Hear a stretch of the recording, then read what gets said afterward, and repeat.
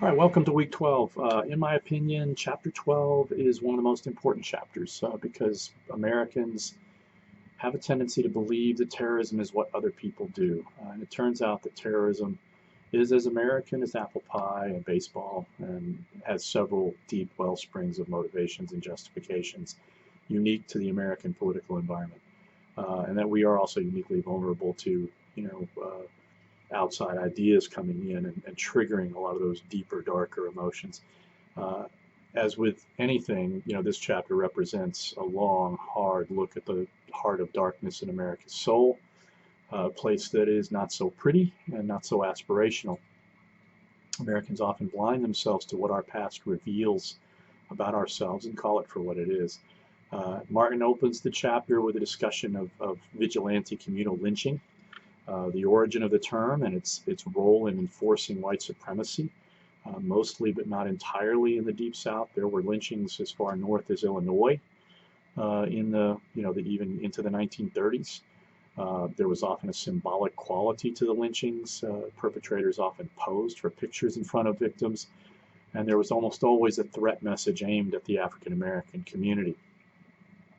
To me, the most important parts of this chapter are talking about the historical context of American terrorism and being clear that there are both left-wing and right-wing motivations for this violence that we characterize as terrorism.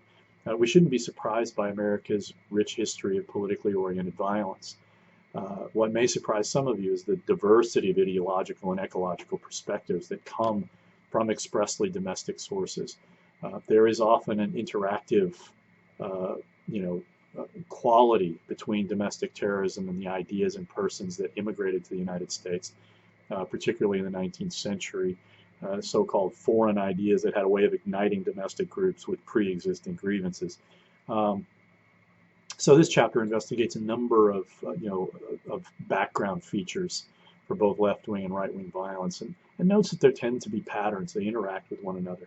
Right-wing establishment terrorism prevailing at various points and left-wing dissident terrorism prominent at other points. They tend to feed off one another.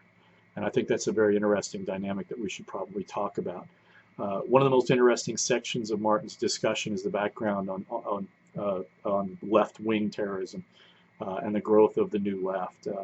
In graduate school, I was assigned a book by James Miller called Democracy is in the Streets, which was written in 1987.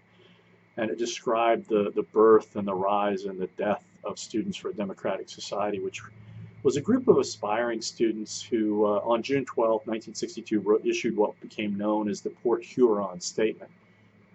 And they rejected sort of the establishment's way of handling American politics, be it Republican or Democratic, arguing for a more participatory movement and really for something that was pretty explicitly socialist in nature.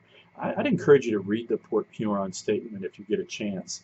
But it's really, and the text Miller's book is really good at charting just sort of the steady radicalization of several of the key members, including people like, what was his name?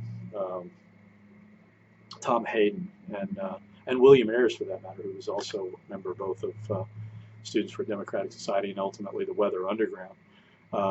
So the book kind of highlights just how dark it got towards the end as the SDS people became just committed to revolutionary violence. And we tend not to think again that sort of thing is American, but it was and it is, and we have to be vigilant to those processes of radicalization. We only have the 2 weekly assignments this week, but I should also note we're 75% into the semester at this point, so I would start looking forward to the third unit examination and start to review your study guides, look at the PowerPoints, such as they are. I still have a long way to go getting those latter ones kind of fleshed out a little bit more. Those are just the publisher PowerPoints. I would also warn you that your third writing assignment is due on week 16, so getting an early start on that is never a bad idea. I believe it's posted, so let's have a great week.